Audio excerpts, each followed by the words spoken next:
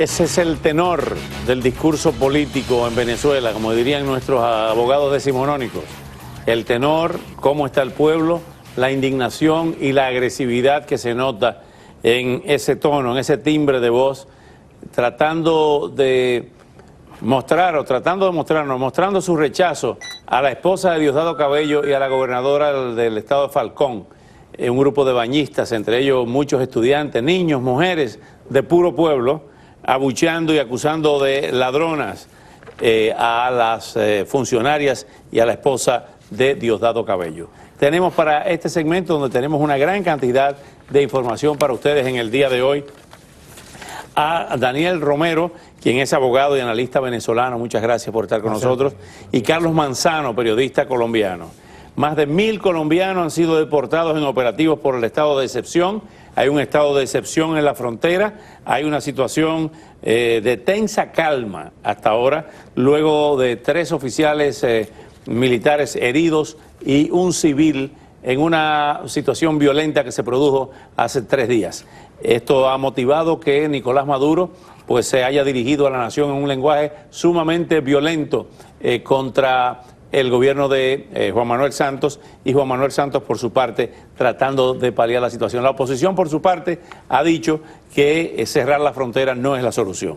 Tenemos aquí a un abogado y a un periodista colombiano y venezolano. Daniel, ¿cuál es la lectura de esto que está ocurriendo?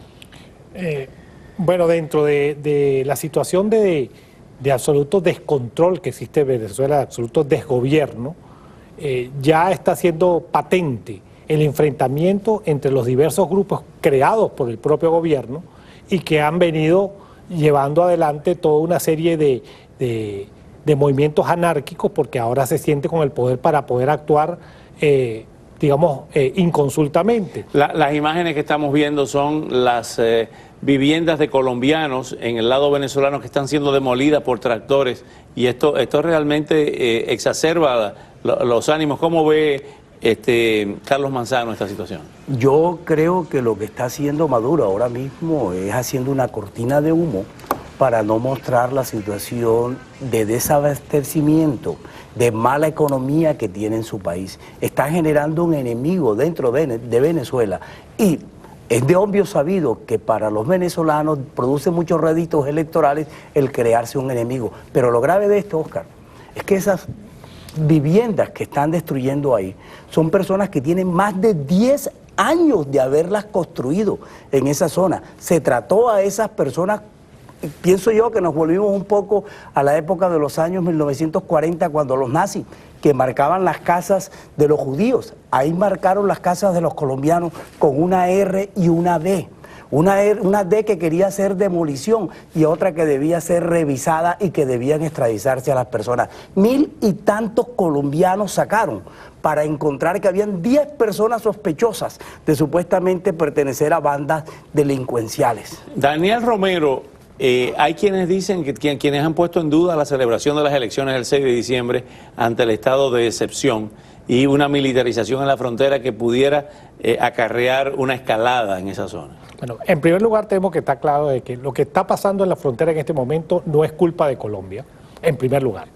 Es sencillamente el enfrentamiento que se viene dando entre las propias bandas del narcotráfico interno venezolano, que está manejado directamente desde el poder, por una parte, por el ejército, dirigido por Diosdado Cabello, y por otra parte por sectores de la Guardia Nacional que tienen otro cartel, además del cartel de los Sones, que llaman el cartel de La Guajira. Eso por una parte. En cuanto a las elecciones, obviamente que hay mucha posibilidad de que esas elecciones pudiesen no realizarse en función de que la situación de desabastecimiento, la situación de inseguridad y la situación de anarquía interna dentro de las mismas tentáculos de ese gobierno corrupto, de ese régimen, pues se están enfrentando, y hay una situación de ingobernabilidad total que ellos van a tratar de aprovechar, y este es el primer paso: hacer un decreto de estado de excepción, de suspensión de garantías en la frontera, pero que pudiese extenderse al resto del país, y en donde no se está permitiendo no solamente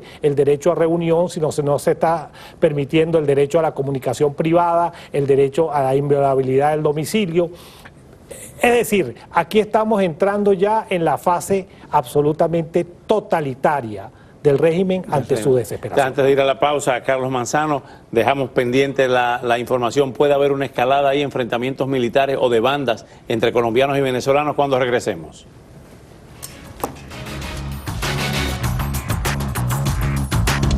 Siguiendo con la idea del licenciado Daniel Romero, Carlos Manzano, ¿puede haber una escalada ahí? ¿Pueden producirse hechos de violencia aún mayores entre colombianos y venezolanos en la frontera?